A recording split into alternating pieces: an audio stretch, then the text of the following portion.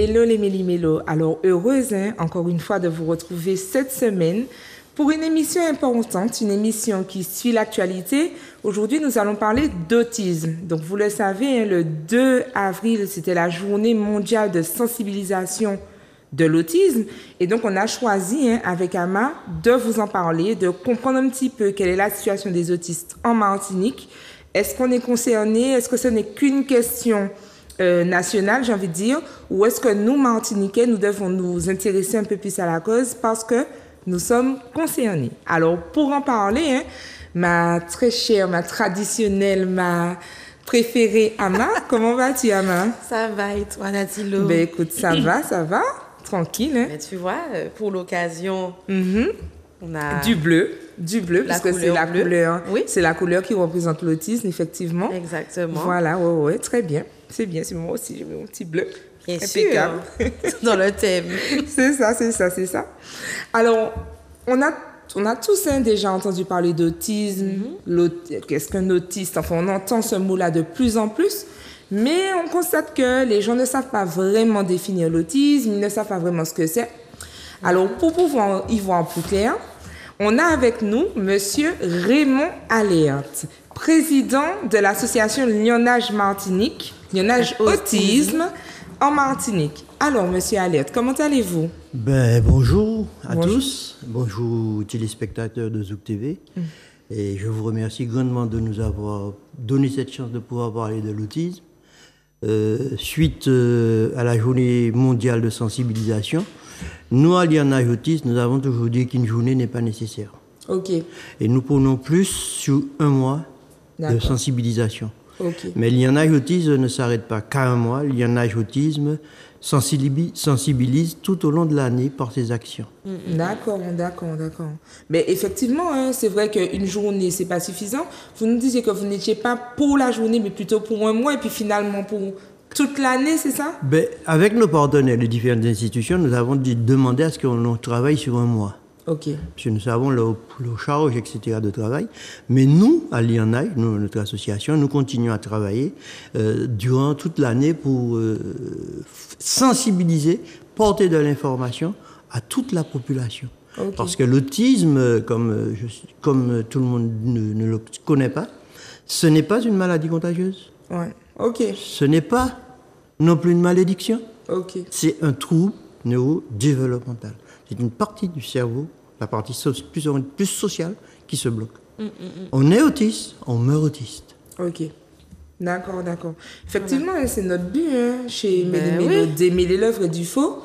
Donc, ce qui va surtout nous intéresser aujourd'hui, c'est qu'on puisse lever justement les préjugés, casser les idées reçues, qu'on ait défier les amalgames, parce qu'il y a des amalgames qui sont faits entre autisme et trisomie. Voilà aussi, voilà. Ça persiste encore aujourd'hui. Voilà. Vous savez, je n'ai pas de langue de bois quand je parle. Et je vous dirais... Bienvenue sur Zouk TV. C'est une chose, c'est la société martiniquaise qui a fait que les personnes TSA, les personnes autistes... Voilà, donc TSA, pour nos téléspectateurs, TSA, trouble... du spectre autistique. Trouble du spectre autistique. Alors, nos parents, nos grands-parents, disaient que quand vous aviez un enfant qui portait porteur d'un handicap, que c'était une malédiction. Donc, les parents qui avaient ces enfants-là se cachaient avec leurs enfants et ils étaient écartés de la société. Ils étaient renfermés sur eux-mêmes et ils se retrouvaient tout seuls, fort souvent, maman et enfant. Oui. D'accord? Et puis, il y a des médecins, faut pas le nier non plus, qui disaient aux parents, c'est de votre faute si vous avez un enfant porteur de trouble autistique. Aussi et ça, ça a été dramatisant pour beaucoup de familles. Et c'est pourquoi maintenant nous sommes en train de reprendre quelque chose qui n'a pas été fait. C'est dénombrer, refaire avec les personnes adultes, rechercher pour qu'ils puissent avoir un diagnostic s'ils sont autistes ou pas. Ok. Donc, nous sommes arrivés, nous avons trouvé cette situation. Et c'est difficile de faire sortir un parent de son isolement, parce qu'il a subi des dommages, des préjudices, des frustrations auxquelles il n'a pas pu surmonter. Vous parlez, donc vous dites que à l'époque, les personnes étaient recluses,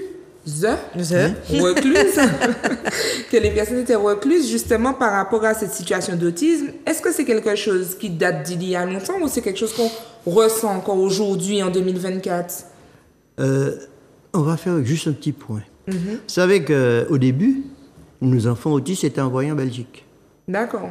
Et on a dû les rapatrier pour maltraitance. Bon, on ne va pas revenir, mais c'est l'histoire. Donc, une fois qu'ils sont revenus... Mais il faut nous dire, moi je ne connais pas cette histoire.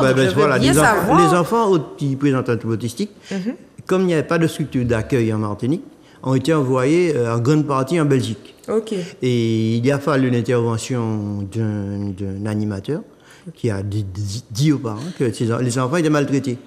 Donc, les parents sont allés chercher leurs enfants et ils ont ramené leurs enfants. Mais malheureusement, ils ont fait un aller-retour sans préparer de structure d'accueil. OK. Donc, nous vivons cette situation jusqu'à présent.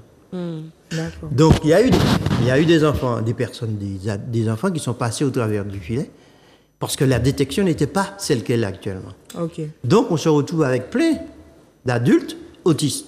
Actuellement, la situation a changé pour diverses raisons. La dernière, c'est que l'Éducation nationale a décidé de faire entrer les enfants dès 3 ans à l'école. C'est ça. Donc, il y a, durant les premières années, il y a une détection qui est faite. D'accord ? Il y a des structures qui sont dans l'établissement qui peuvent. Donc, on peut considérer... Et les médecins ont été formés. Les médecins, ce qu'ils appellent les médecins de première ligne, c'est-à-dire les pédiatres, les médecins traitants, ils savent reconnaître maintenant. Et cette nouvelle génération à qui je tire mon chapeau n'a plus peur, n'a plus la crainte de ce que l'on va dire. Okay. Ils ont un enfant qui pense être autiste ou pas, ils font la démarche et ils vont accompagner leur enfant. Ce qui n'était pas avant. Donc ça c'est un point positif, puisqu'effectivement, si avant les personnes étaient dans la honte de se dire « Ah non, bon Dieu, il ne faut pas qu'on connaisse l'handicap de mon enfant. » D'ailleurs, on verra tout à l'heure si c'est un handicap ou pas. Et aujourd'hui, les parents font le pas, c'est tout bénef pour l'enfant. Exactement. Et puis, ça ramène aussi une information en parallèle, c'est-à-dire que quand, il me semble que c'est sous le gouvernement Macron, c'est pas si vieux que ça, où on a décidé de rendre l'école obligatoire à 3 ans, ça avait un peu fait rire, c'est-à-dire qu'on s'était dit que majoritairement, la plupart des enfants, je parle de la grande majorité, allaient déjà à l'école à 3 ans, donc ça avait fait un peu sourire. Mais à travers cette information, on réalise que finalement, ça avait tout son sens et son poids, parce que ça a permis aussi de détecter plus tôt les personnes qui sont en difficulté, par exemple. Oui, toute nouveauté a ses bons et ses mauvais côtés. Nous sommes pour que nos enfants soient pris en charge le plus tôt possible. Parce que plus un enfant sera pris en charge, parce que je parle beaucoup d'enfants, mais je n'oublie pas les adultes, mais c'est pour l'instant, nous avons beaucoup d'enfants qui arrivent et nous en aurons de plus en plus. Bon, mais ils sont pris en charge assez tôt. C'est vrai qu'ils sont détectés. Et la suite. Mais c'est ça. C'est pas la locomotive, c'est les wagons qui suivent la locomotive. Ouais.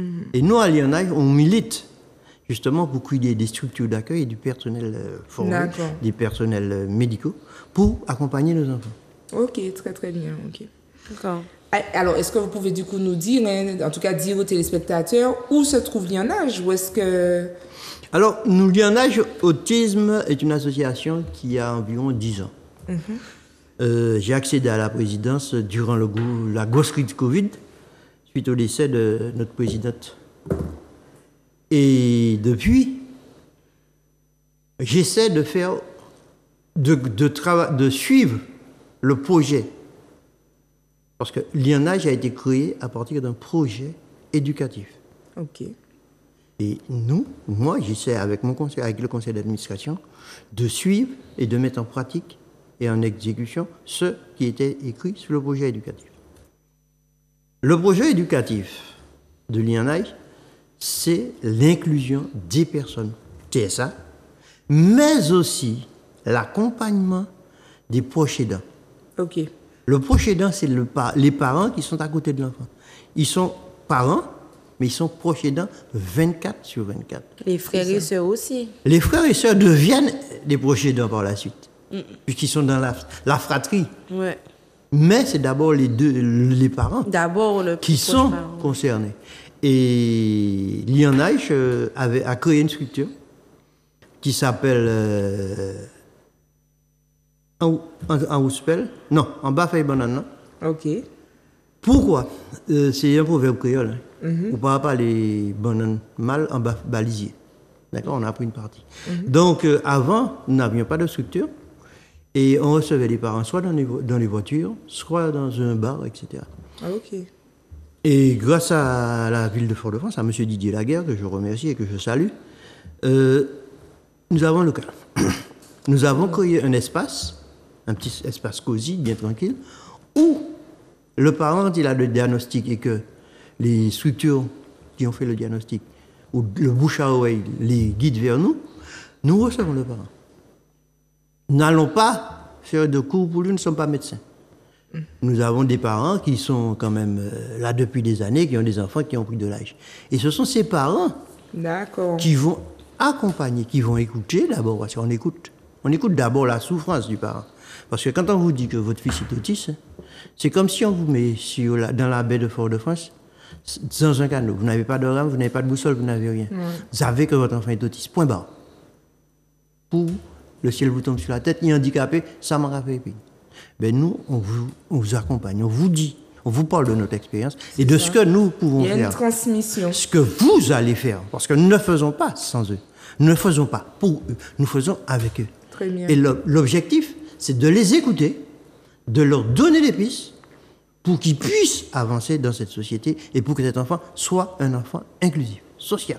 Ok. C'est ça. Alors, on va quand même partager vos coordonnées à nos téléspectateurs, hein, donc l'association Lionnage Autiste et Autisme, pardon. Et puis, donc, ils peuvent vous contacter donc, au 01 06 55. Il me semble qu'il y a un autre numéro. Non, ce numéro. Alors c'est le 0696 20 84 89. Ce numéro-là, je l'ai arrêté volontairement. D'accord. Mais c'est lui qui est toujours disponible sur votre page Facebook. Je vais l'enlever. Voilà. Donc, vous pouvez répéter le numéro? 0696 20 84 89. Donc, 20 84 89. Okay. De toute façon, les téléspectateurs pourront toujours revenir vers nous sur la page de Mini-Mélo, nous contacter. Vous avez nos coordonnées, vous avez notre adresse email, la page Instagram. Vous revenez vers nous ou vous pouvez aussi contacter Zouk TV. Et c'est avec grand plaisir que nous pourrons vous communiquer les coordonnées de l'association Lionnage Autisme. Vous vouliez des... Oui, l'adresse mail aussi a changé. L'adresse mail aussi, ok, d'accord. Lionnage, donc, gmail.com. Ok. Donc, Lionnage en créole, L-Y-A-2-N-A-J. Voilà, c'est ça. Pourquoi ces deux numéros changés? Surtout le premier numéro de téléphone, c'est que nous sommes des bénévoles. Oui. Nous sommes des parents. Nous n'avons pas de structure administrative. Ok.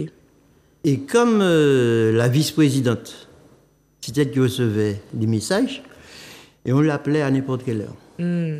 Donc, sachant que je l'ai ramassé à la petite cuillère, parce que c'est aussi ma fille, oui. Donc j'ai mis un frein. Et je préfère, moi, répondre. D'accord.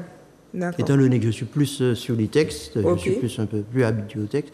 Elle va répondre en tant que mère, en tant que parent autiste, mais moi, je vais répondre plus sur ce qui est texte. Donc, je préfère que l'on m'appelle. Ça a été une façon de restructurer un petit peu aussi l'association. Oui, et puis, je dis aux parents que nous sommes des bénévoles. Oui. Que nous faisons le maximum, mais que nous avons aussi des vies de famille. C'est-à-dire que, bon, en cas de coup dur, on m'appelle peut-être à 10h, 11h, je vais répondre. Mais si c'est pour me raconter une vie, je ne vois pas l'intérêt. S'il y a une difficulté du moment, je prends l'appel et je vais vous accompagner. D'accord? Et l'adresse mail a changé parce que, étant donné que je suis bénévole et que je suis à mon domicile, j'ai préféré changer l'adresse mail, comme ça je revois mes mails tout de suite. Ok. Voilà pourquoi. D'accord. On comprend. Pas une question de vouloir... non, mais de toute façon... un dictateur, non, c'est pas le confort. Non, c'est qu'il faut de la structure dans toute organisation. Je préfère préciser comment on fonctionne. C'est ça. De toute façon, il est important, surtout pour des thématiques aussi importantes, des problématiques, je dirais même aussi importantes, de structurer les organisations. Si on veut pouvoir agir efficacement, ça fait partie du développement pour la cause de l'autisme. Oui, alors pour qu'on puisse finir ce sujet, je vais vous parler de l'organisation de Liana Autisme. Nous sommes une association démocratique, la loi 1901, qui est composée d'un conseil d'administration, d'où émane son bureau, dont je suis le président. Et nous avons, pour faire avancer nos thématiques, nous avons mis en place des commissions. Nous en avons 5. D'accord. Commission événements, commission texte, commission organisationnelle, et bon, je ne vais pas en citer. Mais nous sommes quand même structurés et c'est des membres du... Alors, dans les commissions, on va retrouver des membres du conseil d'administration, mais aussi on va retrouver aussi des parents. D'accord. Qui sont bénévoles. Au sein de notre conseil d'administration, nous avons quand même 2 personnes TSA. Ok. Ah bon, en plus des parents. D'accord, effectivement, on en avait j'ai parlé. Un vice-président et j'ai un assesseur. Quand je dis j'ai, c'est lianage. Ok, donc je suis complètement lianage. Il y a un vice-président et un assesseur qui sont tous les 2 autistes. Oui. Et comment ça se passe avec eux? Avec eux, ça se passe très bien. La seule chose, c'est ne pas oublier qu'ils sont autistes quand on est en conseil d'administration. Ok. Ils peuvent encaisser un certain nombre de données, mais pas les digérer. D'accord. Donc, il faut reprendre, ou alors les voir en particulier, mais ça avance et ils nous donnent leurs idées et on essaie de faire avancer. J'en ai un, il y a un vice-président qui est en charge des personnes adultes. D'accord. Et il travaille avec des enfants handicapés dans l'éducation nationale. C'est vraiment génial. Mais je suis contente d'entendre ça. J'espère que les téléspectateurs sont eux aussi ravis de constater qu'une personne autiste peut tout à fait être justement la personne référente pour accompagner des personnes en situation de handicap. C'est ça. C'est vraiment beau, c'est vraiment génial ça. Liana est ouvert à tout le monde. Liana est ouvert à toutes les familles. Et nous faisons avec, pas pour, pas sans. Ouais. Et je le répète, avec. Si vous voulez, vous venez. On va vous accompagner. Nous allons mettre de l'eau. Et puis nous allons aller pour. Mais nous ne pouvons pas quitter de l'eau. Et puis nous allons ramener, non, nous allons ramener ensemble et puis nous, parce que ça arrête. Et donc du coup, Ama, tout à l'heure, tu parlais de la question qu'on saurait si c'est un handicap ou pas. C'est l'une de nos questions. Oui, est-ce que l'autisme est un handicap? C'est quoi? C'est une maladie? Quel mot on doit employer? Parce qu'on nous parle de symptômes, on nous parle de dépistage. C'est un trouble. D'accord. Et c'est quoi la différence? C'est quoi? Qu'est-ce qu'on doit comprendre? On va être clair. L'autisme est un handicap invisible. D'accord. Donc c'est un handicap. Il a été reconnu handicap par les textes de la loi française. C'est important parce que qu'il est handicapé. Il ne peut pas faire comme tout le monde. Alors, c'est important de savoir quel mot employer parce que c'est ce mot-là qui va nous permettre ensuite de savoir vers qui se diriger. Est-ce que j'ai une allocation particulière? Est-ce que j'ai un statut particulier? Est-ce que j'ai droit à des accès particuliers? On ne peut pas vouloir l'argent du beurre et ne pas vouloir le beurre, la vache. Si vous voulez percevoir des allocations concernant cet enfant, vous vous adressez à qui? À la maison martiniquaise des personnes porteurs de handicap. La loi vous dit qu'il est handicapé. Donc, on est obligé de l'admettre. Donc, on peut considérer que la personne autiste est une personne porteur d'un handicap. Oui. Ok, d'accord. Mais ce n'est pas une maladie. Ce n'est pas une maladie, c'est un trouble neurodéveloppemental. Ok. Il n'y a pas de médicaments qui vont guérir ça. Et l'enfant, il naît autiste, il va mourir autiste. Okay. Il va évoluer, il va peut-être être plus social, si on va dire comme ça, plus inclus dans la vie, dans la société. Il pourrait être un très grand chercheur, un très grand développeur, parce que n'oublions pas que nous utilisons beaucoup de iPhone, de plein de choses, de pages Facebook, machin. Essayez de voir qui c'est qui les a créés. Ce sont des autistes. Okay. Les grands autistes ont fait de grandes choses. Il y en a aussi qui ont été fous, comme Hitler. Ce sont des autistes. Hein. Mais vous avez des gens qui ont créé des choses.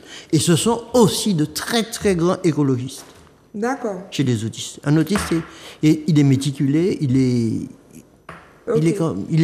va avancer. Dès qu'on lui donne cette chance.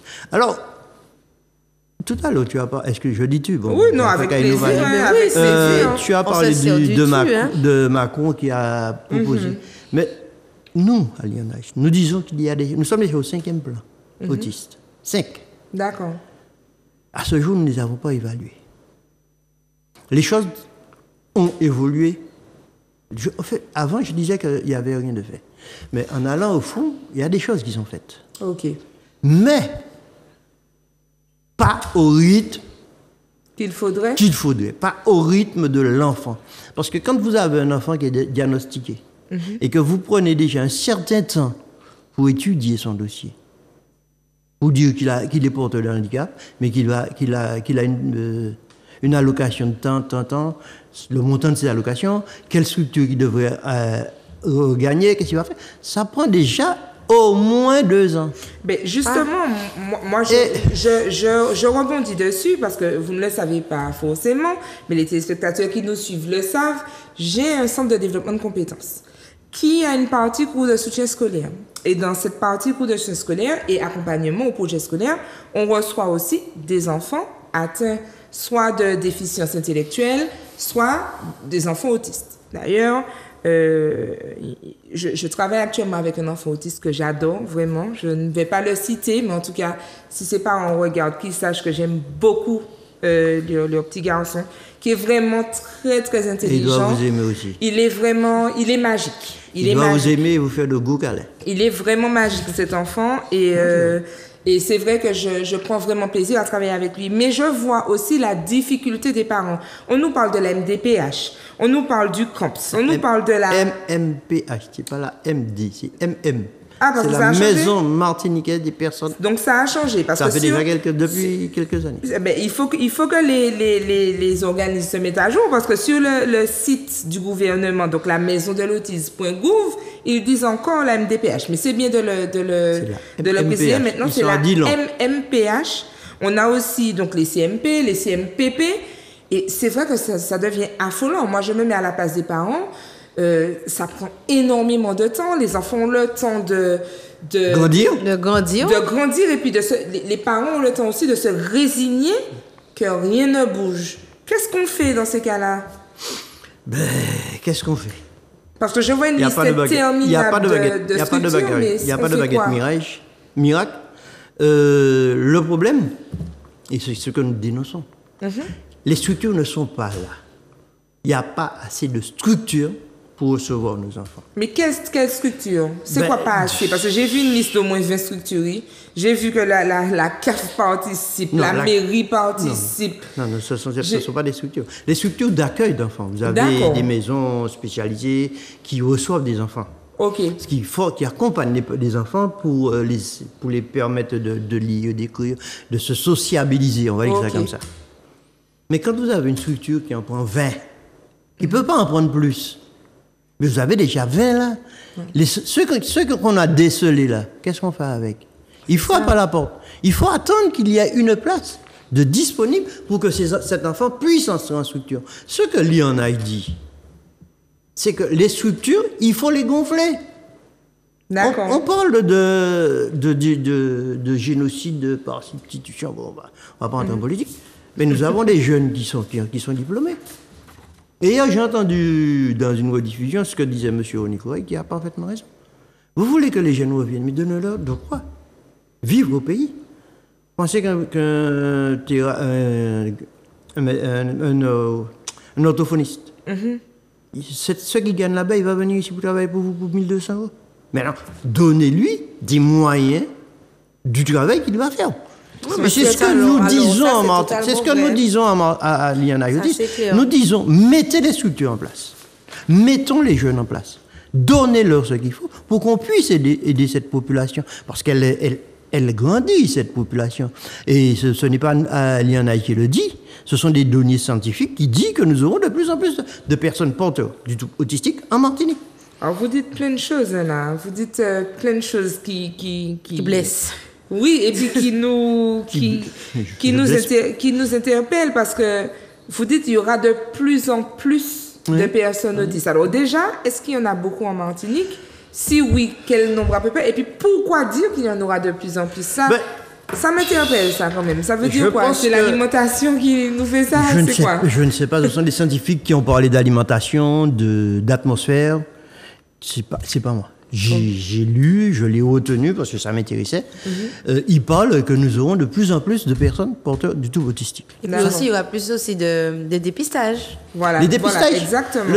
vu que le dépistage se fait depuis 3 ans, parce que l'autisme, on va prendre, puisque vous parliez du bleu, nous, à l'INH, on dit que l'autisme, c'est la couleur bleue. Mais le bleu, il part du bleu très clair, qui peut être presque blanc, jusqu'au bleu foncé, qui est presque noir. C'est Donc, ça. nous avons toute une panel de personnes dans ce calligraphe de couleur. Donc, nous disons qu'en Martinique, je ne sais pas, il doit en avoir 3000, 3000. 3000, ok. On dit que c'est 5% de la population. Ok. Il est plus difficile de détecter une fille autiste qu'un garçon autiste. Et pourquoi? Ce sont les scientifiques qui le disent. C'est pas à l'air de moi, c'est des scientifiques. Donc, mais nous avons cette population, mais Alors, qui n'est pas prise en charge. je vais quand même répondre à la question d'Amal. Pourquoi? Alors, de ce que moi j'ai compris des études, ils disent que les filles ont une tendance à camoufler l'autisme. C'est-à-dire qu'elles ont tendance à, dans le comportement social, elles arrivent à juste camoufler l'autisme. C'est pas qu'elles sont moins autistes que les garçons, mais elles ont des attitudes socialement admises qui ne laissent pas transparaître l'autisme, comme la communication. On aime bien, hein, on le sait, on a déjà parlé de ça, parler des garçons un peu turbulents, c'est normal qu'une fille soit un peu sage, alors qu'un garçon un peu turbulent, c'est normal. Donc forcément, quand on va voir un garçon assis, seul, dans son coin, etc., ben, tiens, ça va nous interpeller, on Ouais, va aller tandis vers qu'une lui. fille, moins. Alors que la fille qui est assise là, tranquillement, en train d'attendre et qui ne parle pas trop, on se dit, bon ben tiens, elle est dans son timide, rôle elle est timide. de petite fille, en fait. Alors qu'il y a peut-être un trouble autistique, C'est hein, ça. aussi clair qu'il puisse être ou foncé. Alors quand c'est foncé, je pense que ça se voit beaucoup plus, mais aussi clair que ça puisse être, cet enfant est dans son monde. dans son monde, en fait. Et c'est un peu pourquoi, donc ça revient dans nos fameux préjugés, où on Exact. aime bien catégoriser les filles et catégoriser les garçons. On en a déjà parlé dans d'autres émissions, donc du coup, je rebondis dessus. Et donc, il faut bien comprendre que une petite fille n'est pas dans son rôle normal en étant assise gentiment. Ce n'est pas une attitude de petite fille. Donc, ça peut parfois cacher... Ce n'est pas une attitude d'enfant. Ce n'est pas une attitude d'enfant tout court. Le regard fuyant. Et donc, exactement, avoir le regard fuyant, être un peu très discrète, etc.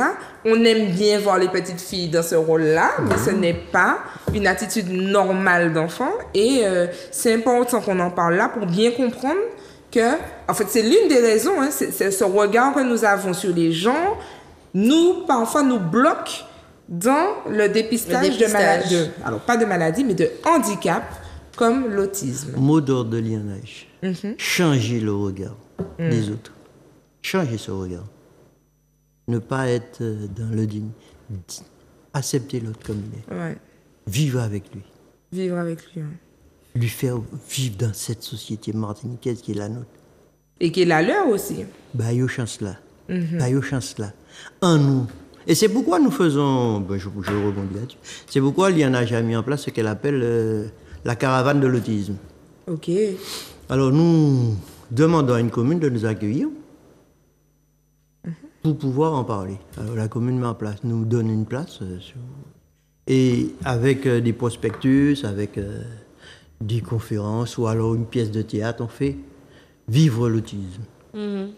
Nous avons une troupe qui nous accompagne et qui incite les gens à participer dans des jeux de rôle sur la façon dont ils voient l'autisme, qui fait voir que après qui réalisent que eux ils ont un déniement vers l'autisme.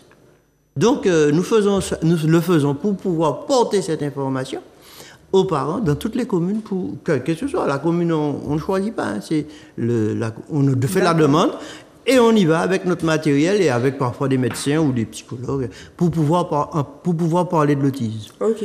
On dédramatise l'autisme. On veut que le simple petit sonson sache que s'il y a un autisme à côté, il ne doit pas contagieux. Qu'il ne peut pas aller, c'est pas quoi qui nous baille nous. T'as dit dans le monde là, hein? C'est pas ça. Nous peut parler, nous peut aimer, nous peut jouer. Et si on regarde bien les enfants autistes, il y en a qui ne veulent pas qu'on les touche. Mais il y en a qui sont tellement câlins que c'est un plaisir pour moi de m'asseoir à côté d'eux et puis de les entendre et de jouer avec Mais eux. justement, c'est bien de dire ça parce qu'il y a une idée reçue sur les autistes où ils sont pas tactiles, ils veulent pas qu'on leur parle, etc. Et finalement, j'ai lu que c'est une idée reçue, c'est-à-dire que ce ne sont pas tous les autistes. C'est vrai qu'ils ont certains troubles où ils ne veulent pas parfois, mais ce ne sont pas tous les autistes où ils veulent pas qu'on les touche, ils veulent pas qu'on leur parle. Il y en a qui, des parfums vont les frustrer, des couleurs vont les frustrer, de la musique. Mais il y en a d'autres qui passent au travers, quoi. Chaque personne a une façon d'être. Mais je peux vous dire qu'ils sont chiants aussi, il faut de dire. Mais par rapport à ça, ce qu'ils vous donnent en retour, c'est tellement beau, tellement prenant. Et puis je trouve que c'est tellement aussi... en tout cas, celui avec lequel je travaille, souvent, il m'aide à me remettre en question et à sortir des jugements hâtifs. Ça m'arrive de lui dire, je donne la petite anecdote, ça m'arrive de lui dire ah non, là tu as fait exprès. Je dis ça comme ça. Ah non, là tu as fait exprès, là. Depuis tout à l'heure on fait ça, bon, tu as fait exprès. Et il me dit non Nathalie, je n'ai pas fait exprès. Non Nathalie, je n'ai pas fait exprès. Je veux que tu reconnaisses que je n'ai pas... Dis que je n'ai pas fait exprès. Je n'ai pas fait exprès. Et en fait, quand il me dit ça, je me dis, mais effectivement... Comment tu te permets de dire qu'il a fait exprès? Comment je peux oser dire qu'il a fait exprès, en fait? Il n'a pas fait exprès. C'est ça. Il était dans sa sincérité, dans son honnêteté intellectuelle, et je lui dis, tu as fait exprès. Et en fait, ça m'aide en tout cas, hein, dans mon travail, à me remettre en question et à me dire, non, il ne faut pas que je dise qu'il a fait exprès. Par contre, je peux lui poser la question. Oui. Et quand je lui pose la question, tu t'es trompé ou vraiment tu ne sais pas ou tu fais exprès là? Et là, quand je lui pose la question, il réagit différemment. Mais c'est un fonctionnement qui est beaucoup plus juste et qu'on peut appliquer aussi aux personnes qui ne sont pas autistes. Exactement. Et donc, à travers la relation avec lui, donc c'est une relation qui est professionnelle, pédagogique, éducative, mais une relation quand même. À travers cette relation avec lui, j'apprends en tant que personne à faire attention à ma façon en tout cas de travailler avec les jeunes.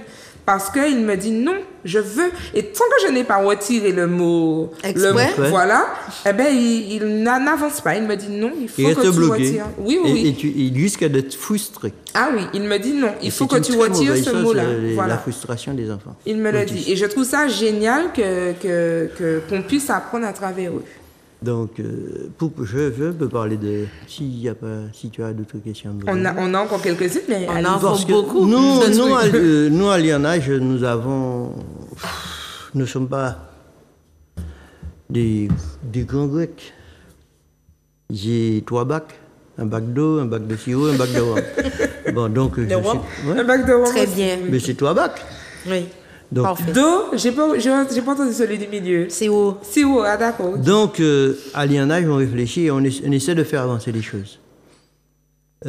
Lionnage accompagne les parents dans leur détresse et dans leur misère, si on veut dire ça. Lionnage, maintenant, commence à plus aller en profondeur avec des institutions. Nous sommes quand même écoutés, nous faisons des propositions qui avancent, mais pas au rythme que l'on veut. C'est-à-dire que nous n'avons beaucoup qu'à avancer, alors qu'on voudrait que c'est un pur sang. Ouais. Mustang. Donc, on a ce problème-là. On a des comportements, je le dis parce que, de certains fonctionnaires qui oublient qu'ils ont en face d'eux des familles qui sont en pleine détresse. En pleine détresse, oui. Quand vous n'avez pas... Je prends le cas de choses qui se sont passées, ça fait 2-3 fois qu'on intervient dessus, mais quand la PCH n'est pas versée, au moment où il devait être versé. Donc la PCH, c'est une allocation. C'est une allocation qui est donnée en compensation parce que le parent ne travaille pas et qu'il doit s'occuper de son enfant. Ok. Oui, mais c'est dessus que vit l'enfant, parce qu'il y a des médicaments, il y a des prises en charge, etc. Quand ce n'est pas versé à temps, et que nous n'avons pas été informés, et que nous demandons des explications, vous avez des fonctionnaires qui ont l'impression que nous leur demandons de la charité. C'est pas ça la vie. Un droit, ce n'est pas une faveur. Ouais, c'est ça. C'est un droit. Nous avons des droits. Donc, on réclame nos droits. Nous, on s'appuie sur les textes à l'INH. On ne dit pas, ça a été fait comme ça. On s'appuie sur les textes. Le texte dit ça. Qu'est-ce qu'on fait? Comment on va le mettre en application? Quand on a nos parents qui viennent nous voir, ils nous disent, voilà ce que dit le texte. Voilà ce qu'on devrait faire. Mais voilà ce qu'on ne peut pas faire. Voilà ce qu'on va demander. Voilà ce qu'on va faire pour faire évoluer les choses. C'est ainsi notre mode de fonctionnement. Ok. Nous ne mentons pas. Nous ne disons pas que nous allons faire. Sinon, ce n'est pas possible. C'est pas possible, on ne va pas vous dire que c'est possible. Est-ce que votre association a un fonds économique qui permet de pallier à ces problématiques-là? Est-ce que c'est possible? Alors, je vous vois rire, je comprends. J'ai participé à des associations. Je sais quelle est la difficulté, mais je pose la question parce que, en quelque part, si on parle de structures d'accueil, tout à l'heure on disait que effectivement il y a des structures étatiques, j'ai envie de dire, qui vont gérer la problématique de l'autisme, mais qui ne vont pas forcément être une structure d'accueil. Le parent qui, par exemple, n'a pas reçu la PCH à temps, vers qui elle se retourne, cette famille-là? Vers comment elle fait? C'est qui? Quoi? Où? On fait comment? Parce que autant on peut demander à un adolescent de 15 ans d'attendre, je dis normal, qui n'est pas autiste, d'attendre quelques minutes, d'attendre que le paiement arrive, d'attendre ou de manger ci ou de manger ça en attendant. Mais face à un adolescent autiste, on fait quoi? Nous avons... Waouh. Nous avons... De toute façon, je n'attends rien et je n'espère rien de qui que ce soit. Et je dirai ce que je pense.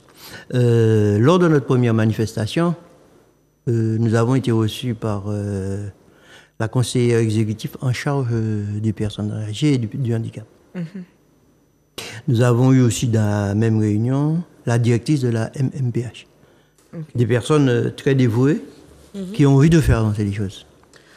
Qui vous envoient vers les assistances sociales. Quand le parent n'a pas à manger pour son enfant, on vous dit d'aller vers l'assistance sociale. Quand vous allez vers l'assistance sociale, elle vous dit qu'il faut faire un dossier. Il faut faire un dossier, il faut que le dossier passe en commission. L'enfant, il fait quoi en ce temps-là? Il a le temps de maigrir. Si maigrit, ça va. Dans moi. Bon. Donc, nous n'avons pas de fonds. L'INH est une structure qui ne va pas vendre son âme pour un plat de lentilles. Nous avons fait des demandes de subvention, nous n'en avons pas. De l'État, on va parler de l'État. Par contre, nous avons un partenaire fidèle, à qui je veux dire merci, qui est l'ARS, l'Agence régionale de santé. D'accord. Tous les projets que l'INH ont présentés à l'ARS ont été subventionnés. D'accord. Peut-être pas à la hauteur que l'on attendait, mais il y a... On a eu des financements pour pouvoir mettre des actions en place. Si bien que il nous reste des finances sur les actions que nous avons mises en place.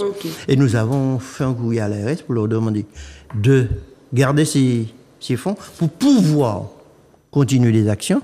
Et nous n'avons pas fait de demande de renouvellement de subventions. Mais gérer des subventions, il y a beaucoup de parents qui pensent que il y en a, c'est une vache à lait et on tire. On prend dedans. Non, pour faire des projets, il faut faire des projets. Il faut avoir quand on a l'argent, il faut le gérer en fonction de ce qu'on a demandé. Je suis clair là-dessus. On gère en fonction de ce qu'on a demandé. Donc, nous mettons des actions en place. Nous n'avons pas de financement pour pouvoir aider les parents.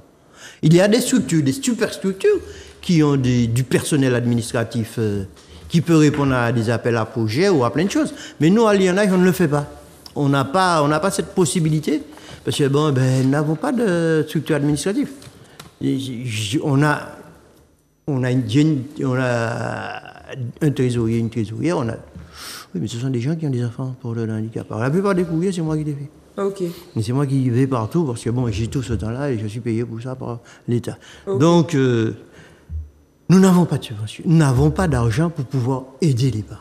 Pour que les choses soient claires. Mais nous faisons tout pour les accompagner.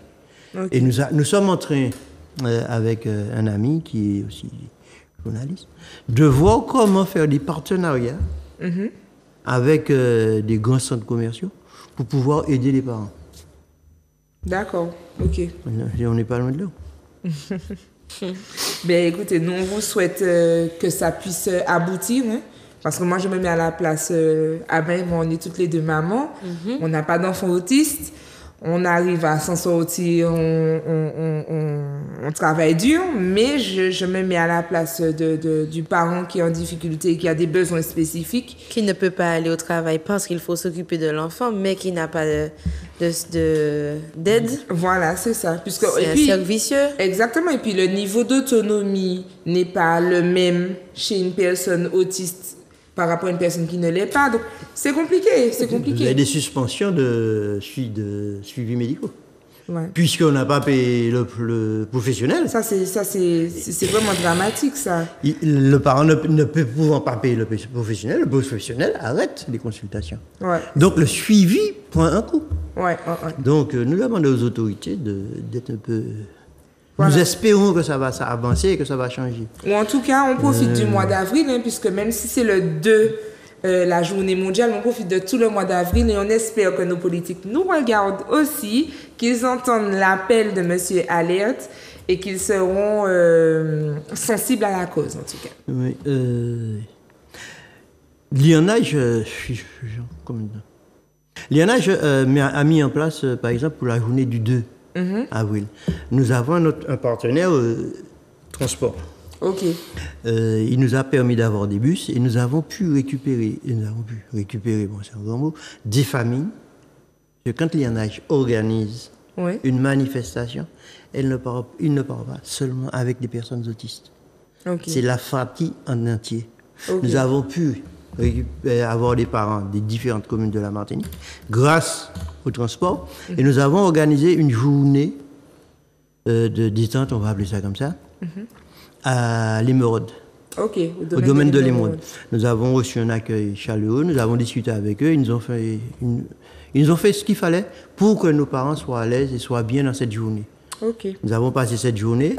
Le 20 avril, nous avons organisé un café parents de 9h à 12h, où le thème sera la tutelle, le tutorat et les autres actions qui permettent aux parents, quand leurs enfants prennent un certain âge. Et ça se sera où? Ben, ça se passera au siège de l'association, à l'école maternelle Zouel de Redoute, de 9h à 12h. Et nous aurons un professionnel qui nous en parlera pour pouvoir faire les parents prendre conscience que l'enfant grandit et qu'il vaut mieux se préparer que d'attendre que ça arrive. Parce que entre le temps où l'enfant va grandir, on va recommencer, on va faire les démarches, on aura perdu du temps. Et les finances vont s'arrêter. Ça me nuisait. Nous avons aussi une journée avec le Centre ressources autistes et d'autres associations telles que Martinique Autisme, Facteur Bleu et Atypicaz, qui ont les Olympiades de l'autisme qui se déroulera au stade Pierre Aliquer à Dillon le 24 avril de 9h à 12h.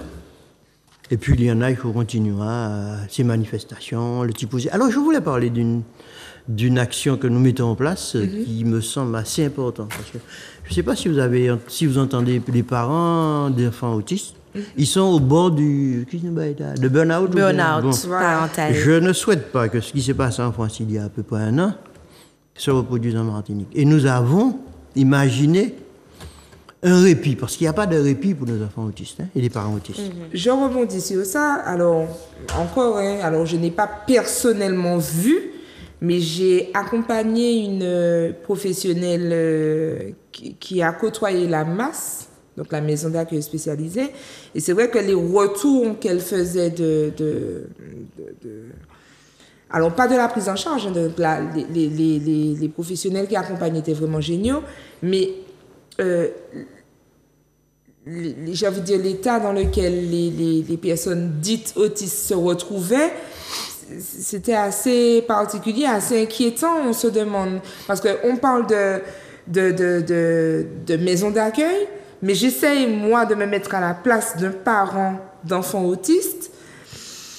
j'aurais, moi, eu une petite réticence à ce que mon enfant se retrouve, mon enfant même adulte se retrouve au milieu de tout ça, parce que c'est difficile, c'est quand même quelque chose qui déchire le cœur. Qu'est-ce que vous en pensez? Bon, vous savez, s'il y a quelque chose à dire, c'est encore et toujours la politique, les politiques. Quand je dis les politiques, c'est à nos politiques de donner les moyens. S'il y a moyen, on peut réclamer plus. S'il n'y a pas moyen, les structures qui sont là font avec ce qu'ils ont. Je ne sais pas que je suis d'accord, mais je dis ce que j'en pense, honnêtement. Donner des moyens à ces structures pour qu'ils puissent se développer, pour qu'ils puissent mettre en place des choses. Vous ne pouvez pas demander à une structure de mettre quelque chose en place alors qu'il n'a pas d'argent, juste assez pour faire fonctionner ce qu'il a déjà. Donc, je ne vais pas tirer sur le corbillard. Je dis merci quand même à ces structures qui existent, même s'ils ne font pas ce que nous attendons, puisque l'autisme, c'est un pan particulier. Et ils ne sont pas formés à l'autisme. Ça, beaucoup de structures d'accueil ne sont pas formées à l'autisme. Même les établissements scolaires, où vous avez des enfants qui sont autistes, qui sont dans l'établissement scolaire, quand il y a un problème, la première des choses, on appelle le parent, venez chercher votre enfant. Alors que l'école devrait pallier, puisque votre enfant est à l'école. C'est ça. Vous devriez mettre les moyens en place pour que cet enfant puisse trouver son intégration, son inclusion.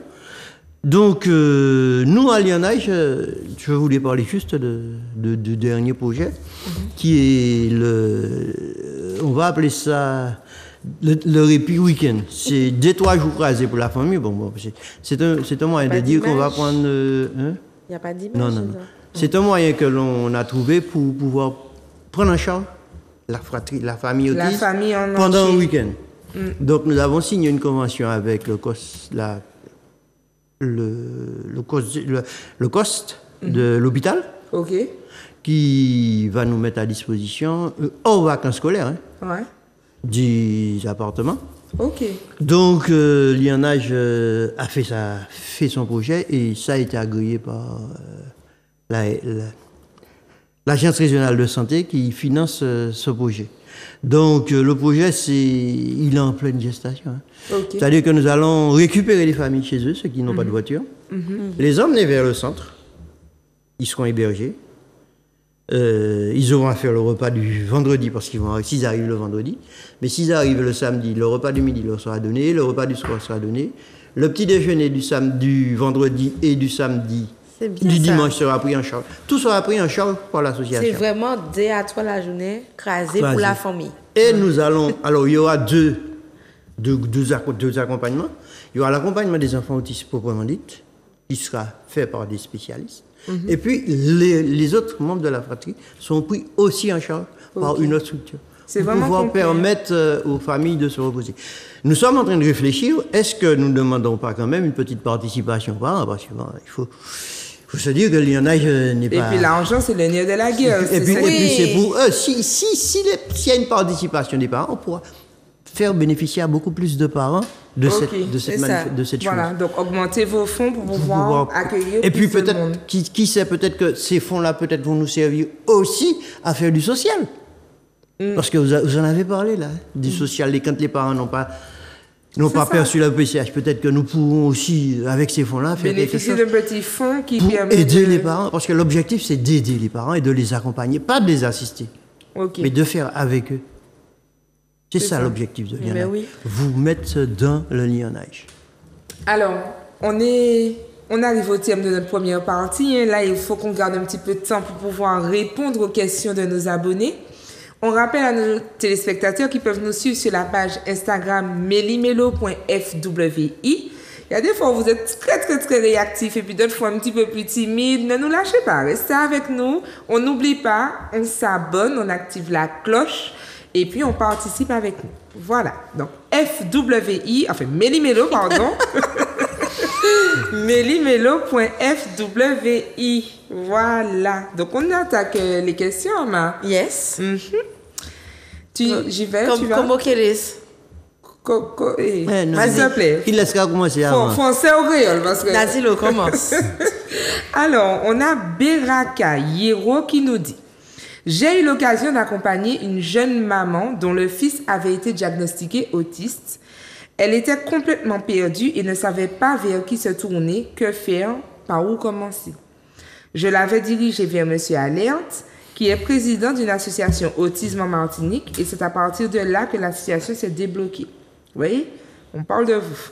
La question que je me pose, c'est pourquoi il n'y a pas de structure d'accueil pour les enfants autistes. Je parle d'écoles spécialisées comme les écoles Montessori, pas forcément de masse, mais d'écoles qui puissent permettre à ces jeunes de suivre une scolarité adaptée. Donc là, Beraka nous dit qu'elle pense que ce serait bien qu'il y ait des écoles spéciales, d'accord, spécialisées pour l'accueil des enfants autistes qui puissent avancer à leur rythme. Question à double tranchant. Oui, Ouais. il y aurait pu. Non, parce que nous voulons l'inclusion des enfants. Ok. Exact. Nous ne voulons pas les mettre à part. Ok, Ce sont ouais. des enfants de Ça, la c'est société. le gros risque, en fait, de créer une école pour eux, c'est les mettre à part. À part. Et nous ne voulons pas ça. Nous nous battons pour qu'ils soient dans l'inclusion. Dans l'inclusion. Par contre, nous demandons à l'État, quand je dis l'État, je parle des maires des communes, et à l'éducation nationale, à l'ARS, à la région, au comité d'agglomération, etc., de donner des moyens, de mettre en place des moyens. C'est vrai que l'on construit beaucoup d'EHPAD en Martinique. Hein? On aide beaucoup d'EHPAD. Je ne sais pas, chaque plénière, on entend tel EHPAD, mais on n'entend rien. Pour les personnes porteurs de handicap. Je ne parle pas que de l'autisme hein, quand je parle. Je défends ma chapelle. Ok. Mais je parle aussi des moyens qui devraient être mis en place pour d'autres types de handicap. Mais oui. Donc, si nous mettons ça en place, on ne va pas le faire d'un seul coup, on ne va pas réussir d'un seul coup. Mais faisons roche par roche. Par exemple, il y a l'hôpital du Lamentin. Que faire de... Prenons ces structures-là. On avait acheté plein de mobil-hommes, je ne sais pas comment vous appelez ça, qu'on avait mis au lycée de Bellevue, là. Parce que le lycée Chelsier était en réparation. Prenons quelques-uns de nos structures qui existent déjà, puisqu'ils n'ont pas de place d'accueil. C'est ça. Pour qu'ils puissent prendre au moins 5 personnes supplémentaires. Exactement. Ce serait pas une bonne chose, ça? Oui, bien Petit à sûr, petit, ce serait magnifique. Ce serait déjà un premier pas. Ça, chaque grain du riz qui a Et plein puis, ça. par rapport à cette question d'inclusion, je pense qu'on peut aussi améliorer l'existant. On a déjà dans les établissements scolaires un dispositif qui s'appelle Ulysse. Bon, entre-temps, avec les réformes, je ne sais pas si ça a évolué. Ça évolue. La Ça dernière évolue. fois qu'il m'était donné de côtoyer de près l'Ulysse, il y avait différents types de handicap dans la même classe. Je ne sais pas, de mon souvenir, il n'y avait pas d'autiste. Il y avait une jeune aveugle, enfin, il y avait différents types de handicap. Qu'est-ce qu'on peut faire pour améliorer ça? Est-ce que ça pourrait, puisque l'autisme est un handicap, est-ce qu'on pourrait développer les classes Ulysse dans l'établissement? Qu'est-ce que vous... Moi, ce que je veux dire, au départ, Oui, allez-y. il faut que l'éducation nationale prenne sa responsabilité. Vous ne pouvez pas demander à un enseignant d'emmener sa classe à un niveau et lui inclure 4, 5, 3 personnes porteurs de handicap. Cette personne porteur de handicap, il faut qu'il prenne un temps X pour pouvoir l'amener au niveau de ceux qui sont dans la classe. Quel temps? Comment fait-il? Parce qu'il a une classe surchargée. Actuellement, en Martinique, on parle de fermer des classes, de fermer des postes. Exactement. Mais nous, des enseignants là, nous enseignants, nous n'y place. Pas mettez 50 ans, 30 ans dans l'école, mettez 20. Et puis, aidez. Puis mettez des mon épio pour accompagner ces gamins là. Nous qui arrivons. C'est ça. Mais pas faire qu'on nous croit faire. On nous réfléchit. Et c'est pourquoi Lionel avait mis en place ce qu'on appelle le symposium de l'autisme, où tous ceux qui s'occupent de l'autisme devaient participer. Et les parents seraient là pour leur poser des questions et leur dire ce qu'ils attendent. Eh ben, est-ce que c'est un bail qui est intéressé ou pas? Les personnes que nous avons eues, c'est l'ARS, le maire de la ville de Fort-de-France et l'inspectrice d'académie chargée de l'inclusion. Ils ne sont pas venus. Ouais. Qui m'a dit on peut parler, puis ce monde-là. C'est ça. Mais, comment on a dit, il a pas venu. Mais bientôt, on va tout bocaille. Il y a tout qui est venu bocaille. Il dit, bon, donc, prends un petit temps aussi pour parler de ces gens-là. C'est ce qui me dérange. Okay. Donc, nous essayons, nous discutons avec les maires, si bien qu'il y a des communes qui ont modifié des classes, qui ont aménagé des classes pour pouvoir recevoir des personnes porteurs de handicap et des autistes, où quand ils ont une surcharge dans la salle, dans la classe, ils sortent, ils vont avec un maître spécialisé, ils vont dans une salle, ils décompressent. Tu voulais réagir par rapport à ça, non? Je voulais réagir par rapport aux classes Ulysse. Bon, c'est mon avis personnel. Hein. Je trouve qu'il y a trop de mélange, justement. Et puis, mis à part le mélange, il y a aussi le côté, cet enfant-là est turbulent, Ulysse. Ouais. Parce que Ulysse, c'est les anciennes clisses. Ouais. Ben, il y a de tout. C'est-à-dire que l'enfant qui est aveugle, c'est pas forcément un enfant qui en difficulté scolaire, qui doit se retrouver avec des enfants qui sont turbulents certainement parfois. Enfin, je pense que chaque enfant devrait être accompagné par rapport à son handicap et effectivement, c'est ce qu'il manque. Par rapport à sa personnalité. Aussi. C'est très pertinent ce que tu dis parce qu'on a beaucoup parlé des déficiences de l'autisme, mais on l'a dit aussi tout à l'heure, hein, les créateurs des grandes inventions sont autistes aussi. Donc, être autiste, ce n'est pas forcément être en difficulté scolaire ou en déficience intellectuelle. Et je trouve que c'est contre-productif de mettre... J'ai pris l'exemple de l'enfant aveugle, de mettre... en fait, dès que l'enfant a une difficulté, Ulysse, pour moi, c'est pas le même niveau. Je vois très bien. C'est la même pensée que j'ai pour la SECPA au collège. Oui, voilà. Je me dis à chaque fois, mais on peut pas mélanger ces problématiques-là. Pour rebondir à ce que tu dis, il y a une chose aussi, c'est que nous n'avons pas cette âme, cette fibre de dire, bon, ben, il a la volonté. Accompagnons-le. On entend souvent, j'assiste à des rencontres où tout le monde est là, mais tu as un enseignant qui est juste à côté qui mais, cabou moyen, ça n'a pas place, monsieur. Ça nous faire, nous pas besoin de handicapé. L'inclusion, c'est quoi? C'est un enseignant qui parle, qui dit qu'il ne veut.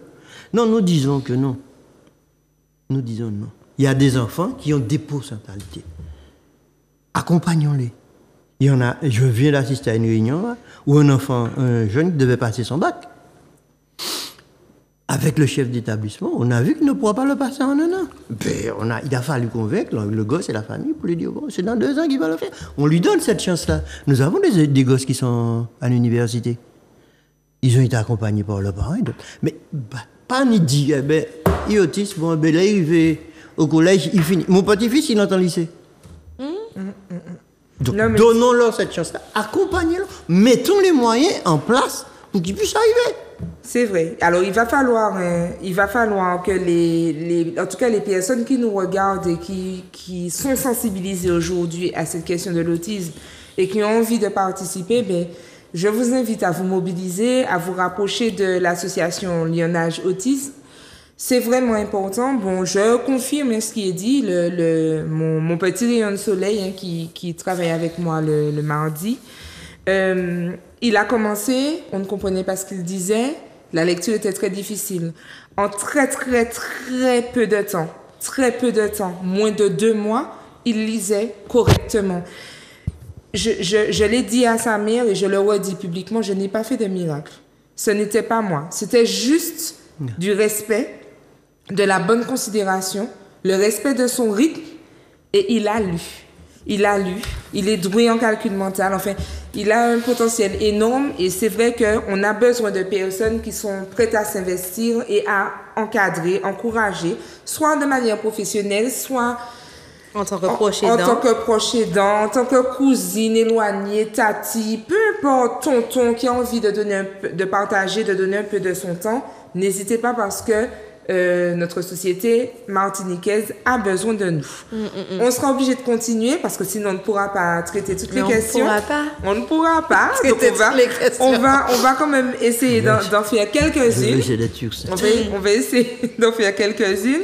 Alors du coup, on a Bruno qui nous dit: On dit que les autistes ne sont pas tactiles, qu'ils ne sont pas expressifs, qu'ils ne sont pas empathiques. Pourtant, j'ai une amie qui est mariée à un autiste et ils ont 2 garçons. C'est vrai qu'il est spécial, le gars, mais par moments, je me demande s'il est vraiment autiste. Je le vois faire avec ses garçons, je le trouve à l'écoute et même bon papa. Alors du coup, c'est quoi être autiste? Ça semble compliqué tout ça. Il répond. Il fait sa question et il répond. Oui. Tout être humain est différent d'un autre. Tout être humain a sa façon d'être. Je suis très gentil. Je vois mon cas, je suis très gentil. Mais très nerveux. Ça se voit. Et très rapide. Ça se voit. J'aime la perfection. C'est une chose que, bon, chaque être humain est comme ça. Il est autiste, mais ça ne veut pas dire excusez-moi l'expression, qu'il est un taré, qu'il est violent. Mais justement. C'est un homme comme tout autre qui a sa sensibilité.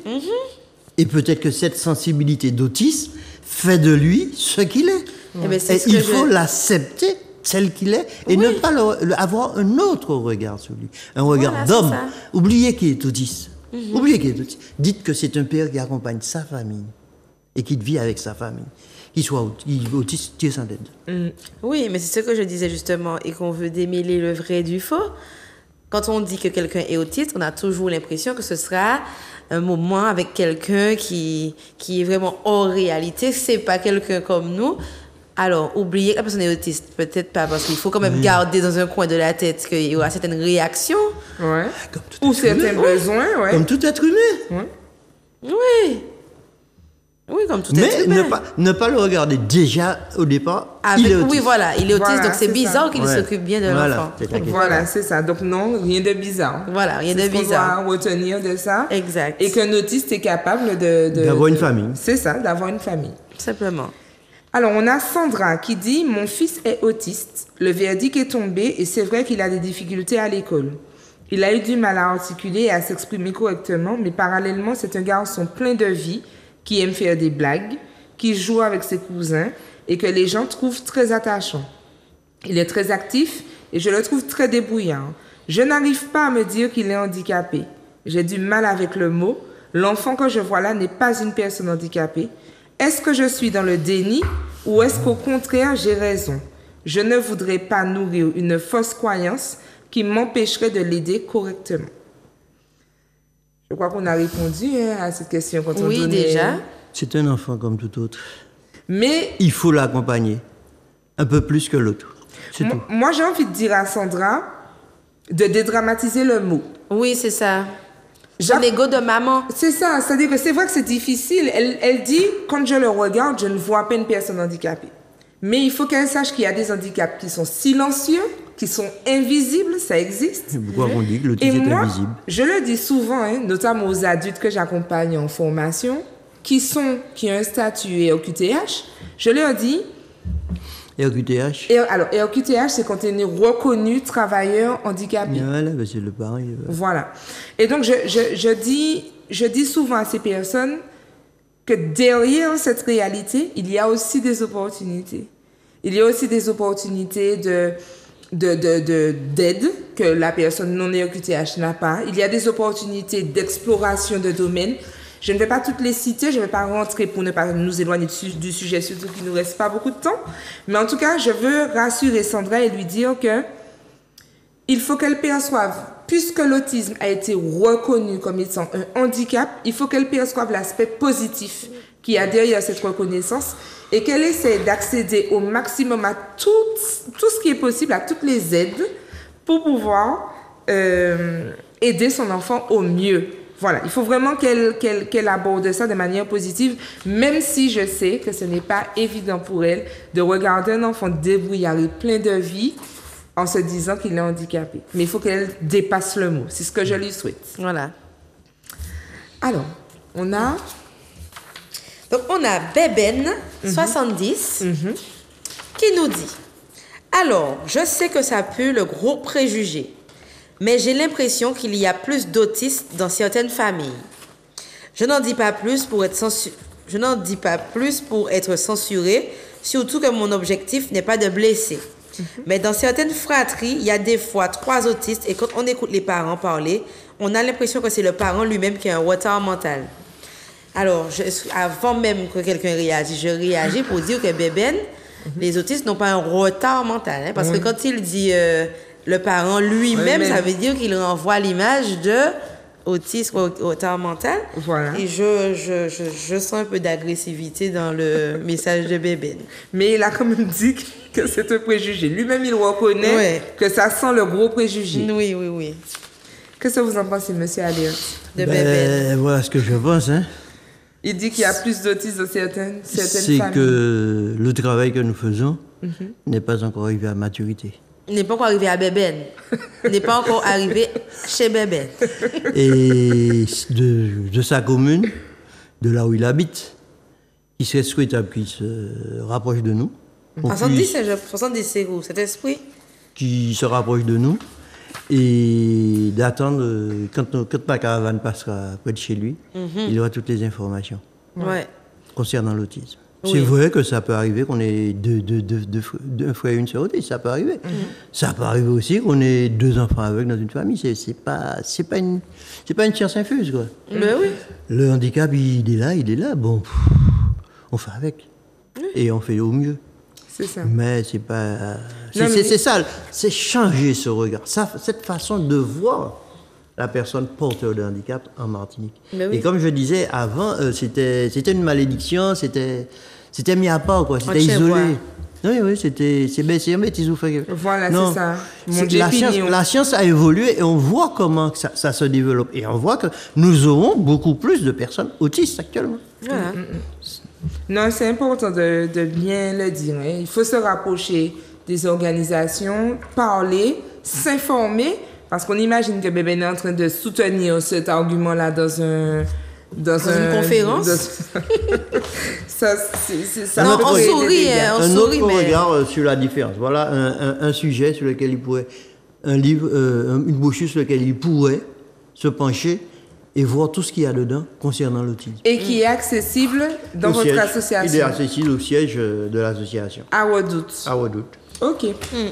Alors, maintenant, on a Soraya Dubled qui nous dit « Je regarde souvent Ça commence aujourd'hui et il y avait une émission sur les autistes Asperger. » Voilà, j'ai un peu de mal. Hein? Asperger.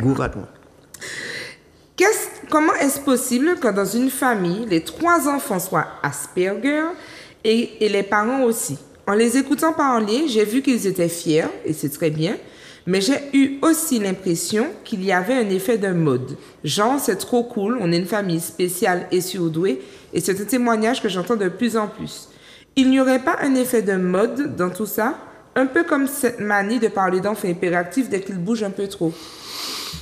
Est-ce qu'il n'y aurait pas un petit effet de mode dans le je vais lui répondre par une question. Quand vous avez un père super intelligent et une mère super intelligente qui suit l'évolution de son enfant et qu'il a 3 ou 4 enfants qui sont super intelligents. Je veux parler par exemple des familles où le père est médecin ou la mère est à un bon poste et que vous avez des médecins, vous avez des ingénieurs dans la famille. C'est pas un effet de mode, c'est une réalité. Donc, si le père est autiste et la mère est autiste, c'est une réalité, mais ils ont fait l'accompagnement. Ils se sont donné les moyens d'accompagner leur enfant, de mettre en place tout ce qu'il fallait pour que cet enfant se développe normal, comme on peut dire normalement. Ils ont mis en place des méthodes, ils ont appliqué des méthodes et ils les ont suivies. C'est comme ça qu'on réussit avec ces enfants.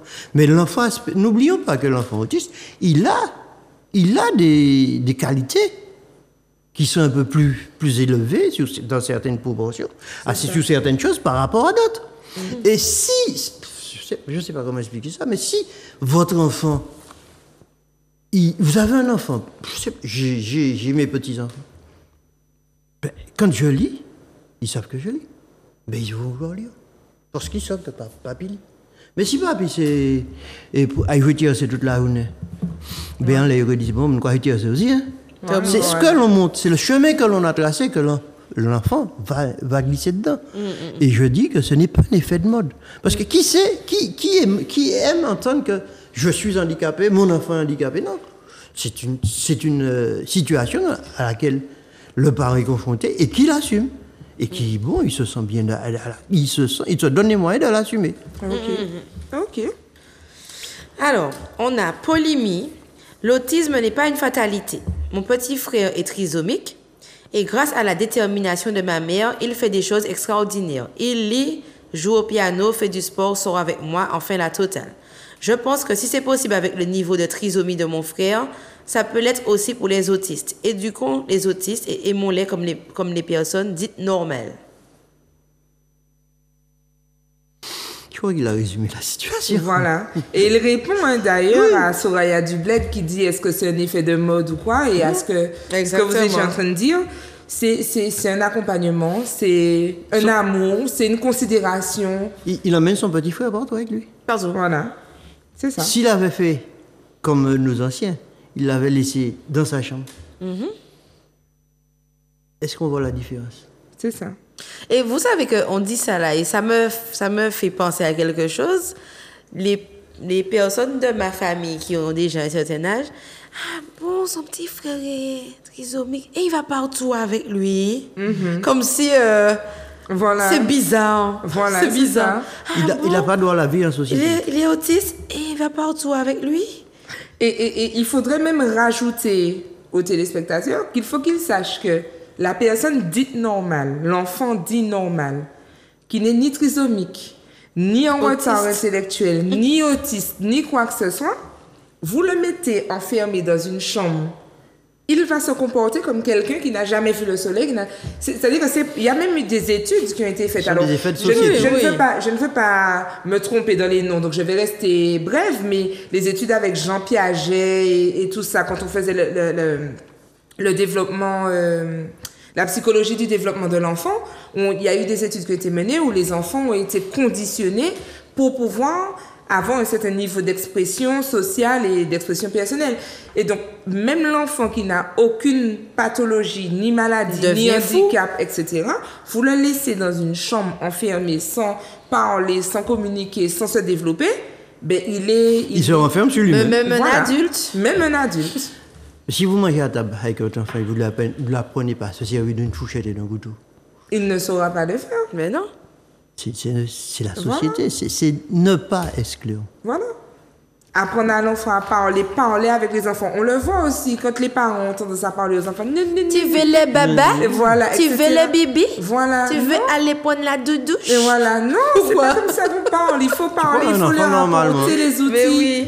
Normalement, et l'enfant, il comprend, il fait l'effort, son QI ne fait qu'augmenter. Voilà, c'est ça. Voilà.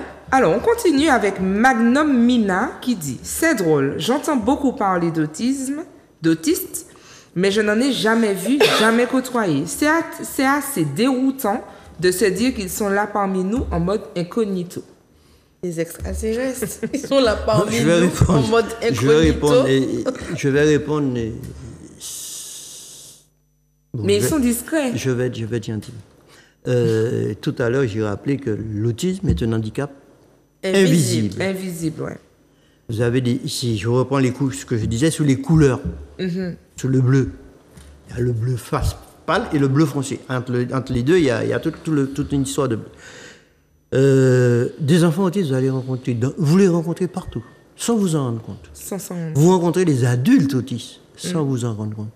Il y en a, vous allez reconnaître quelqu'un qui est aveugle. Parce qu'il a une canne. Parce qu'il est aveugle, il a une canne, il y a quelque chose. Des lunettes de soleil, un chien. Mais l'enfant autiste, il n'a pas. Vous allez reconnaître quelqu'un qui a un handicap physique parce qu'il a une canne, il a un déambulateur. Mais l'enfant autiste, il n'a pas ça. Ouais. Alors, est-ce qu'il faudrait peut-être, excusez-moi, je suis méchant, est-ce qu'il faudrait les faire comme les enfants que nous avions avant, les mettre des lestes? Ou alors mettre sur leur front, je suis autiste. Voilà. C'est un être humain, comme tout autre, qui est dans une société inclusive. Et d'où l'importance de la bienveillance générale. Voilà. C'est-à-dire que ne sachant pas, et je vais même plus loin, si ça se trouve, n'ayant pas nécessairement besoin de savoir. Parce que si je suis parent d'un enfant autiste, c'est intéressant pour moi de le savoir. Mais si je suis... je ne sais pas si vous êtes autiste. Est-ce que ça va être important ou décisif dans notre conversation ou dans la qualité des informations? Pas forcément. Exactement. Donc, c'est plutôt la bienveillance qui va primer. On va aller plus loin. Si j'étais autiste et que je vous faisais la cour et je ne vous ai jamais dit que je suis autiste. Au départ, vous ne savez pas que je suis autiste. Non. Et vous acceptez que je vous fasse la cour si vous êtes ça. d'accord. Et c'est après que vous allez découvrir que je suis autiste. Mais où est la différence? Ouais. Au départ, je suis un être humain comme tout autre. Et c'est après que vous remarquez que je suis spécifique, Ok. que je suis autiste. Donc, Et donc après, on s'adapte c'est pas une quand bête même. de foie, c'est pas une bête de foie qu'on va exposer. Ouais. C'est un être humain. Qu'on n'oublie jamais ça. Ok. Exactement. Alors, Donc, on a Anonyme qui nous dit... bref. On a Anonyme qui nous dit « J'aime un garçon autiste. Il le sait et il est d'accord pour qu'on se fréquente. Mais j'ai souvent l'impression qu'il n'est pas sincère. Un peu comme s'il se forçait à me fréquenter pour être comme tout le monde. En même temps, il me dit que les autistes ne font pas semblant, ne font jamais semblant. Je ne sais pas quoi penser. J'ai regardé la série Good Doctor, très bonne série, et j'essaie de m'en inspirer pour trouver les bonnes façons d'agir avec lui. Le problème est, Good Doctor, c'est de la fiction. Du coup, je ne sais pas quoi faire. alors, on va quand même dire à nos téléspectateurs, c'est quoi Good Doctor? Ouais, c'est une série avec le petit acteur là, qui a joué dans Hotel Bates. Il est déjà bizarre. Hein, il a des rôles où... Donc déjà, quand je l'ai vu dans Good Doctor, je me suis dit... Ah non, je l'avais imaginé comme un psychopathe. Faut pas qu'on le mette lui dans ce truc-là. Parce qu'il a fait une série où il tue des gens. Bref. Ok. Donc du coup, il est super sympa, il est super intelligent et il soigne les gens, mais Et on il ne est veut médecin chirurgien, je crois. et on ne veut jamais le croire parce qu'il est autiste. Voilà, c'est ça. D'ailleurs, on ne voulait pas lui donner sa chance au départ. Exact. Et il s'est battu pour être chirurgien. Et c'est vrai qu'au cours de la série, il vit aussi une histoire d'amour. Ouais, il y a une petite histoire assez d'amour. Deux spéciale. histoires d'amour. Voilà, oui, Ah, oui. on n'est pas encore arrivé jusque-là. Je ne veux C'est deux. Oui, deux. J'ai fini, moi. J'ai fini.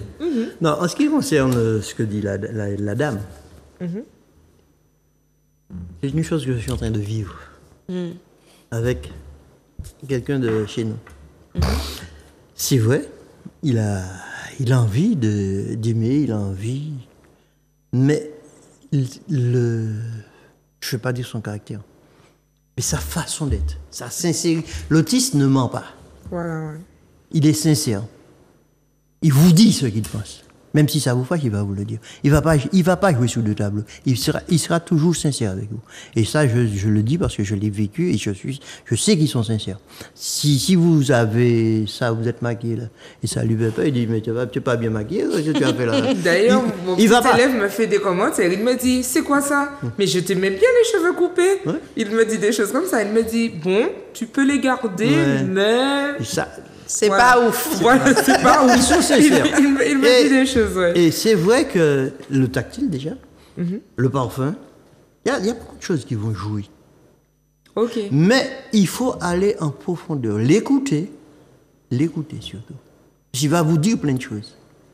Mais il faut l'écouter, prendre chercher là où il sera bien avec vous, pas avoir de préjugés, mais vivre avec lui.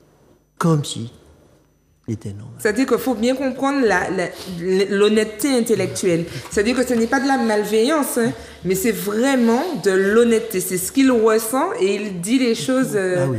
Voilà, il n'est Comme pas ça dans- passe, sans Oui. filtre. Voilà. Si vous prenez, vous prenez, si vous ne prenez pas, Oui, voilà, c'est ça. mais il s'en dit lui. Mais en Voilà. plus, il va pas comprendre que tu sois vexé de ce qu'il te, de la Voilà, vérité qu'il te son donne, quoi. objectif, c'est d'être juste. C'est d'être juste. C'est d'être Et honnête. Voilà, c'est assez particulier.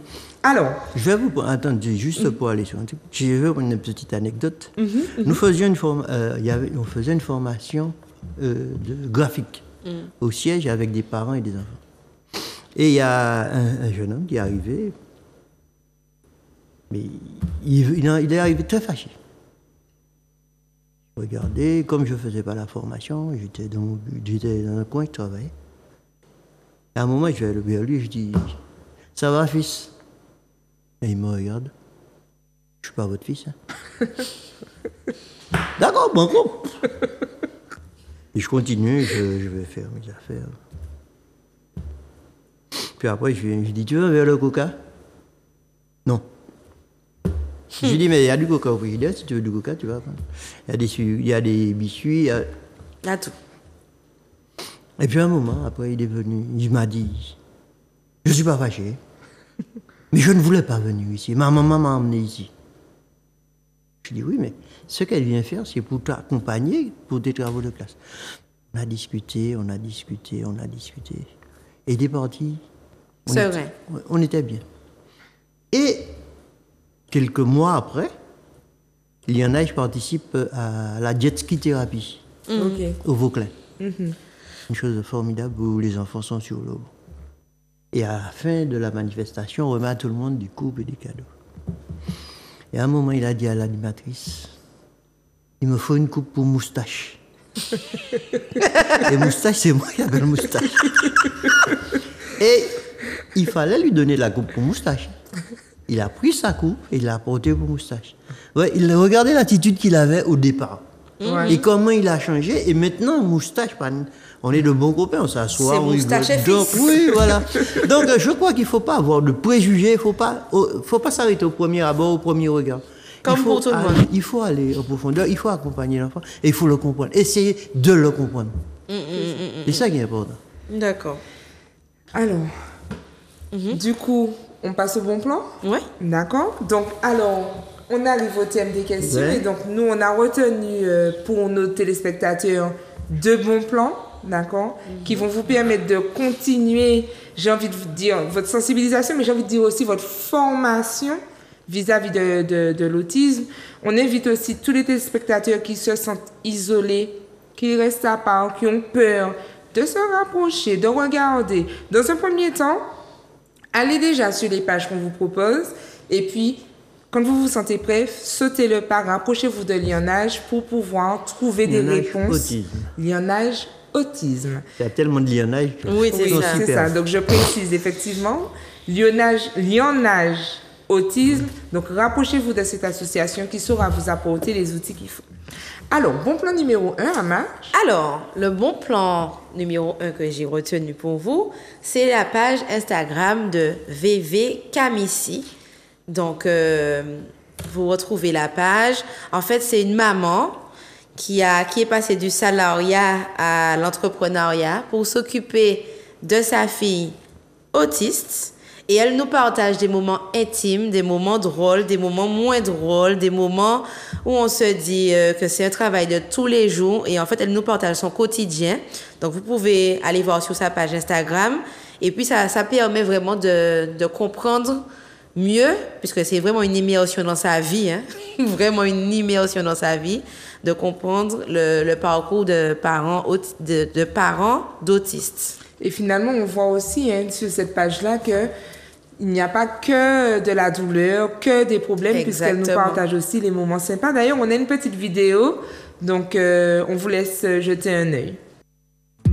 Ensemble, tous semblent unis pour l'élan, solidarité, autisme, un cœur vivant dans ce monde en couleur, l'acceptation qui sont des pôles autisme à l'unisson. Vraiment, c'est une petite vidéo toute mignonne, Ouais. où pour l'anecdote, elle explique que c'était difficile pour sa fille de faire cette danse-là et en plus de lui faire un bisou pendant la danse qu'elle ne voulait pas trop faire déjà au début. Et finalement, il y a une belle petite vidéo. Exact. Elles ont participé au clip, puisqu'il y a eu un clip en Guadeloupe pour le 2 avril, justement. Et donc, elles montraient qu'ils évoluent. C'est l'année dernière, ça. Ouais, l'année dernière, ouais. 1, 2, 3, je me souviens plus du titre de la chanson que j'ai écouté et j'ai pu avoir celui qui a fait la chanson et le clip. Ils nous ont autorisé à l'utiliser en Martinique. Mais super, génial. Génial. Oui, Lionnage est ouvert à toutes les associations et en tant que président, j'essaie de voir tout ce qu'il y a autour de nous parce que nous n'avons pas la science infuse, nous ne possédons pas tout et nous inspirons de ce que font les autres. Ne faisons pas ce que font les autres.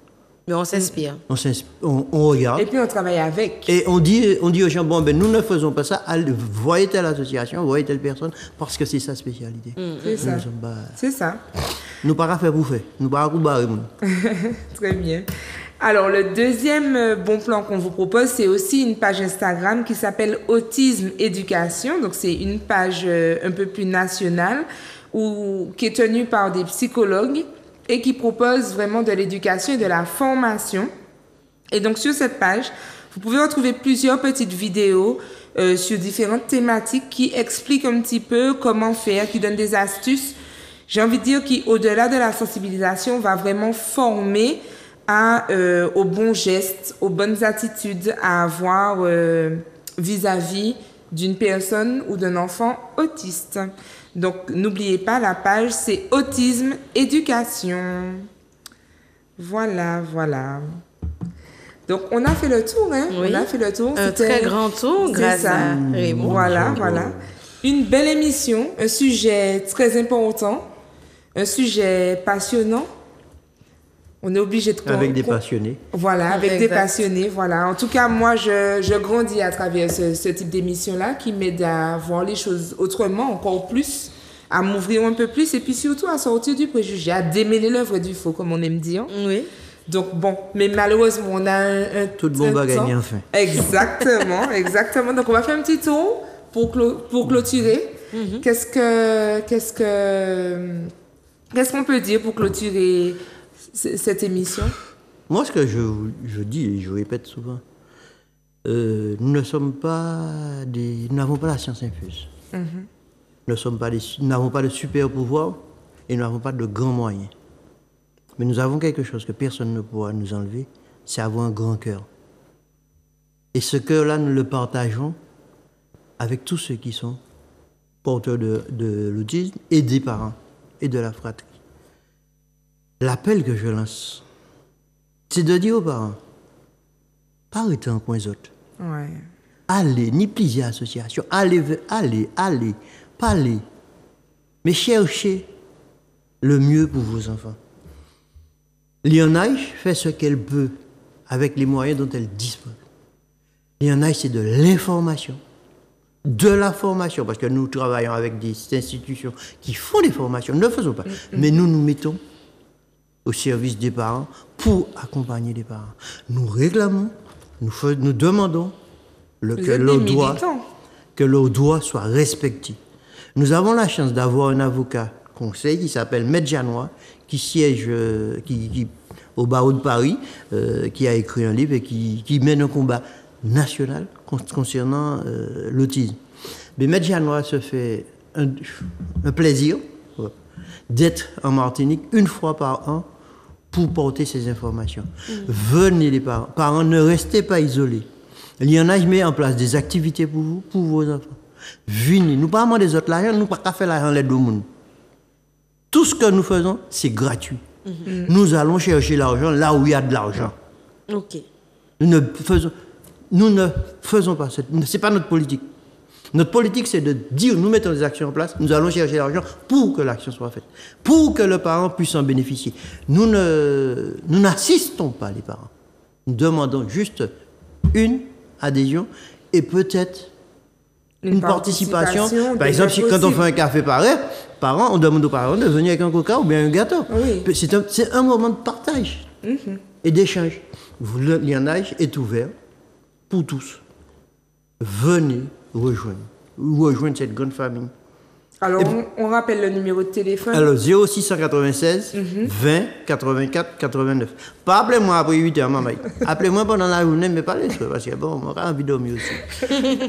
Donc, je vous remercie, mesdames, de nous avoir permis de parler de l'autisme et puis de dédramatiser un petit peu l'autisme et d'aller plus loin. Je reste à votre entière disposition pour d'autres émissions si vous le souhaitez. Et oui, je ne serai peut-être pas tout seul. Je vais accompagner la personne qui viendra avec moi. Ce sera un parent, peut-être avec son enfant ou pas avec. D'accord? Okay. Je vous remercie. Mais merci à toi d'être venu. C'est ça. Merci beaucoup. Merci pour tout cet éclairage. Merci pour toutes ces informations. Je crois que nos téléspectateurs seront ravis de pouvoir découvrir ça. Et puis, ça participe à cette dynamique du mois d'avril de sensibilisation à l'autisme. Ama, je te laisse Je ne serai pas longue. Je veux juste dire aux parents qui soupçonnent certainement qu'il y a un handicap ou un trouble, de ne pas justement enterrer le cadavre, puisque finalement les vers vont remonter à la surface dans 5 ans, dans 10 ans, dans 20 ans. Donc, n'hésitez pas à vous renseigner, à vous tourner vers les structures qui sont là, même si c'est vrai que, comme tu as dit, ça manque, mais il y en a quand même. Donc, on peut quand même se tourner vers ces structures-là. Et puis, oui, et puis dédramatiser, que la honte ne soit pas voilà. qui empêche de suivre le cœur de maman, le cœur de papa, le cœur de parents, quoi. Exactement. Ben, on va clôturer. Moi, je crois qu'il faut qu'on soit ensemble, en famille, qu'on n'hésite pas à s'aider. La bienveillance, une valeur sûre, qu'on n'hésite pas à s'aider, à soutenir, même si on n'est pas aidant directement, mais à soutenir. Et puis, on vous encourage, rapprochez-vous des associations, sortez de l'ombre et surtout, aimez vos autistes comme des personnes dites normales. Ils sont là avec nous, ils sont pleins de richesses, très intelligents. Ils pourraient vous surprendre, croyez-moi. Donc, aimez-les, apprenez avec eux, vivez avec eux. On vous dit à très bientôt. Rendez-vous la semaine prochaine. Bye bye.